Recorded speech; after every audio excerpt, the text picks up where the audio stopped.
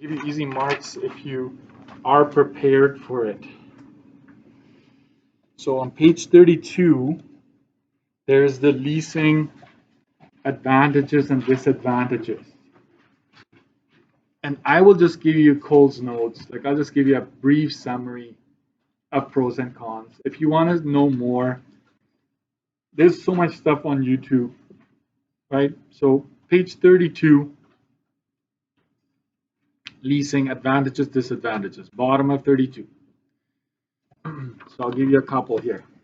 The biggest thing about leasing is that you will have a lower monthly payment. It doesn't matter if it's monthly, it's going to be a lower monthly payment. And this is the reason why. Okay? You're not financing the entire amount. Okay, in brackets, I'm going to put that. You're not financing the entire amount. Let me zoom into just that column for now. How's that?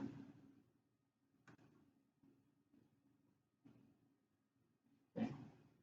So when you're leasing a car, the dealership knows they're in the business for a reason. They know how much it's going to lose approximately. So they have a way of knowing for 2 years this car is going to lose 15 grand. So they're going to make sure they get their 15 grand back and then some, because you're going to put miles on it, right? So when you lease, you're only paying for part of the car, not the whole car. And then you have the good thing about leasing is you have lower maintenance costs.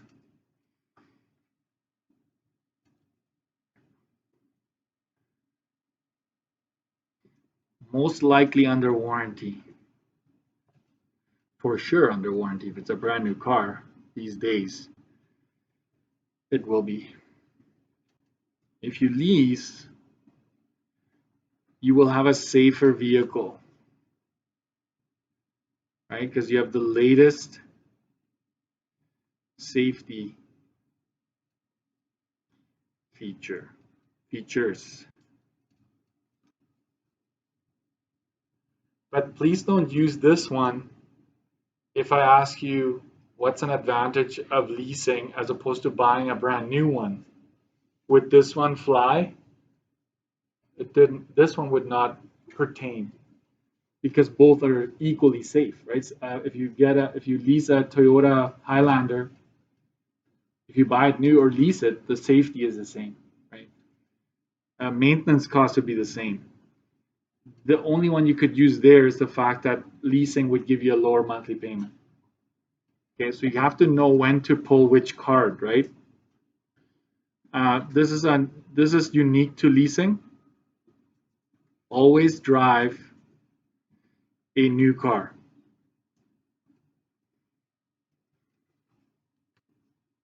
You always drive a new car.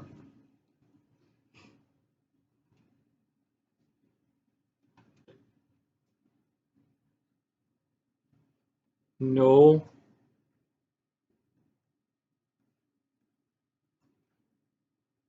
negotiations when returning lease. So you don't, in other words, when you have a used car and you want to go get a new one, you have to be like, no, I want more for my car, right? The dealer is going to always lowball you. Absolutely. They're going to be like, for that, 2,000. It's like, no, my car is worth 7.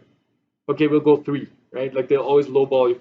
When you're leasing, as soon as you're done, theoretically, if you haven't wrecked the car, you drive it, sign some papers, they do an inspection, off you go, right? So with leasing, you don't have to worry about negotiation. You can actually hop into a new car, lease one again, drive off with a brand new car, right? So potentially less headaches. I have a big bias against leasing but that's my own personal bias because you never own the car. I want to own my car, right? And I drive a lot. So that's another problem. So here are some disadvantages. Always have a payment, right?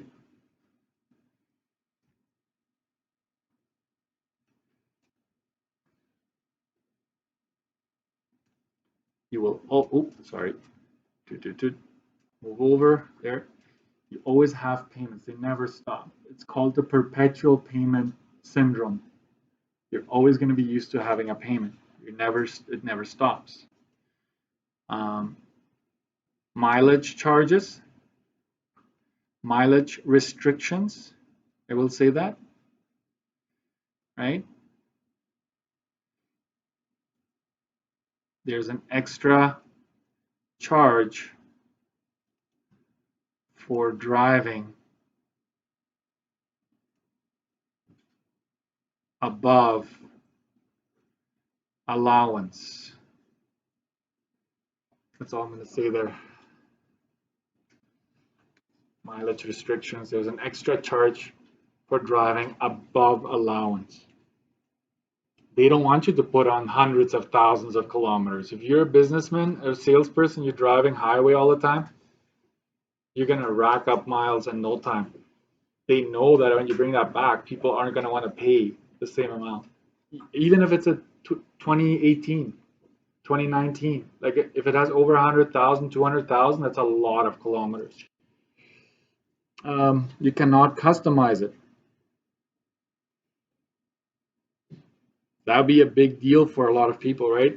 You want a spoiler, you want to lift it if it's a truck, you want to put a muffler on there that is louder than it should be, right? There you go. You cannot customize it. You could have extra, there could be an extra cost for wear and tear. If you have dogs in there or pets in general and they wreck the inside, they're going to charge you for it. They're going to absolutely charge you for it. I think that's it for disadvantages. The good ones. These are good classic ones that you can use to justify that a person should be, right? So if I said, you know, Jennifer, right? Jennifer has a few pets and is driving to work on a regular basis. Should say why she shouldn't be leasing. You could mention this, right? Extra wear and tear. Cannot customize. Maybe you could, I don't know. But mileage restrictions, you could talk about that. If you're driving a lot, shouldn't be, right? You would always have payments. Okay. Let's add that. You never own. Never actually own the vehicle. And why is that important?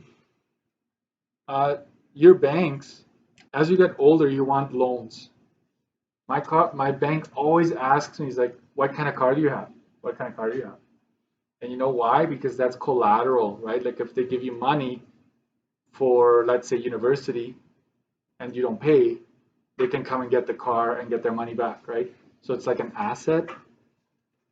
So you can't use it. Like if it's a lease, you can't say I have this car. You can't say it because it's not yours. All right, that's it for pros and cons. I think that does it. So let's do some math here.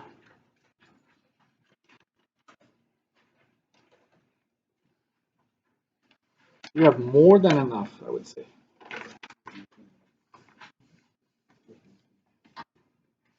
All right. I bet you some of you have parents that are car dealers or work in the business, and maybe like Mr. Dirksen is always saying you guys are just trying to make money. It's like, no, I'm not saying that. I think everybody needs to make money. So I'm not saying that, right? I'm just kind of like trying to watch out for you as a consumer, right? Make sure you take care of yourself as well. So page 33, We're going to do a question including mileage charges. What happens when you do go over? Highlighter or something? Michelle is returning a Toyota Corolla, which she leased. There's that leasing, right? For 3 years. When we do leasing, we like months. Okay, so we can, it's a bit crowded here, but you can say 36 months, right?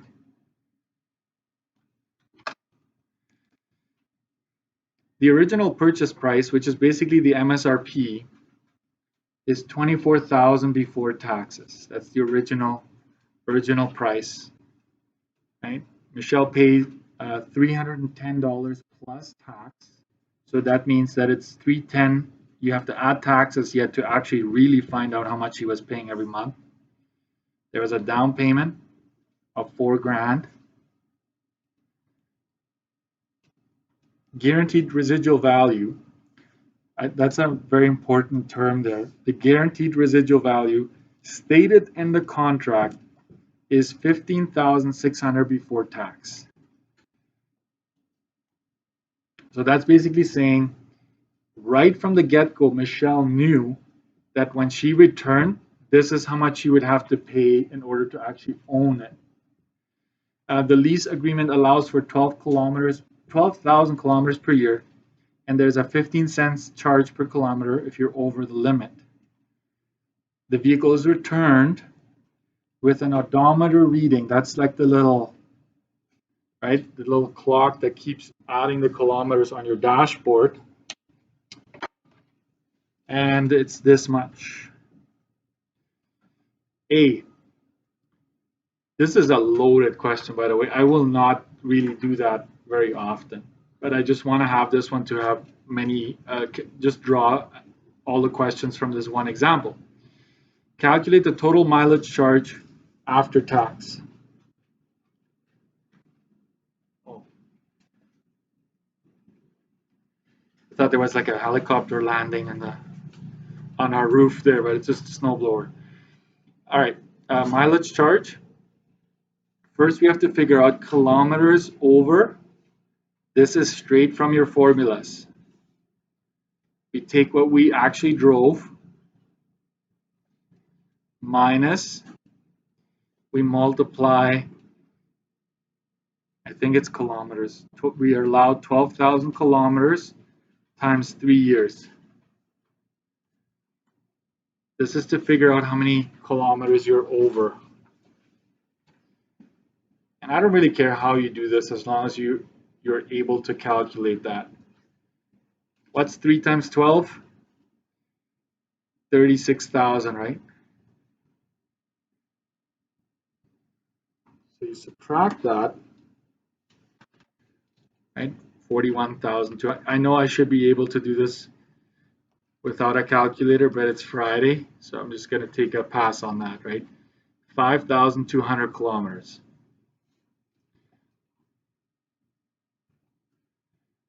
This is how many kilometers you went over your limit. They allowed you 36,000 as per contract, but you went over. And because of space, I need that space here. I'm going to go over here. Mileage. Charge. I'm just going to go mileage. It's 5,200. Watch. I'm going to try to zoom into that piece right there. 5,200 times 0.15. Where is that coming from? It's right here. So kilometers times the rate they're charging you times 1.12, and that's because it says after taxes. And if you remember anything from yesterday, I told you that anything in leasing that gets taxed is taxed 12%. Let me zoom into that. Some of you are squinting. There you go.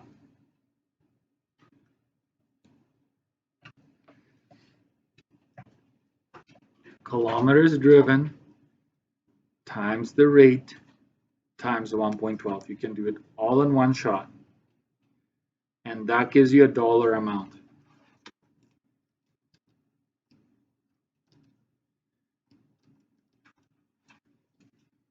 $873.6. That's what my calculator says. I need to make sure that 0 is there. And that, ladies and gentlemen, is your mileage cost, which is quite a bit, and that's not even exaggerating. You could be looking at like $1,000 or more dollars, depending on how much you've actually driven. So a lot of businesses lease for their employees because they figure sometimes it's cheaper than having to maintain the cars, right? Because if you just get a new one, you don't have to worry about like big maintenance costs. So it makes sense for businesses quite often. So there we go. That would answer A, folks. I'm going to do this just to keep A separately. B, calculate the total cost of lease. So I'm going to go total lease. I'm using my formula here. If you go back to my formula, it says to put down the down payment first, $4,000 plus. This is the bracket part. I take my payment and stop once here. The payment needs to be taxed 12%. All right? You need to make sure you read carefully.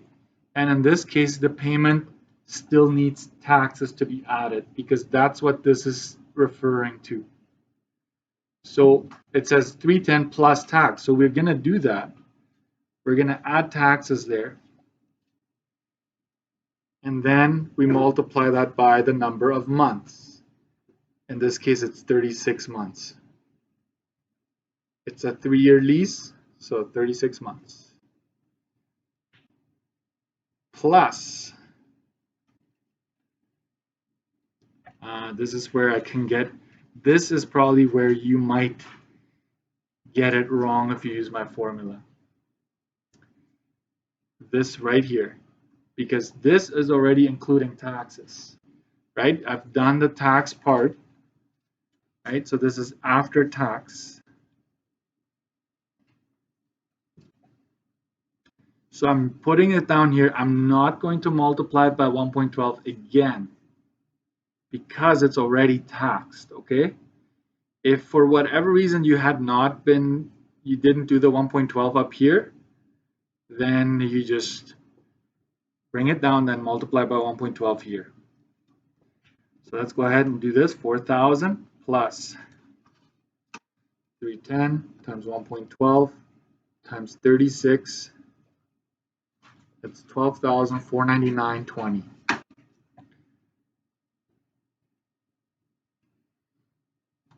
Plus 873.60.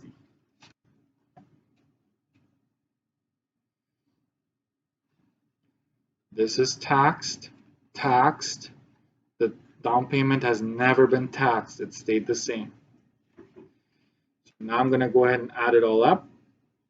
So 16,499 if you add these two, plus 873.60, and then we're done. C, I will do C on Tuesday. 17,372.60.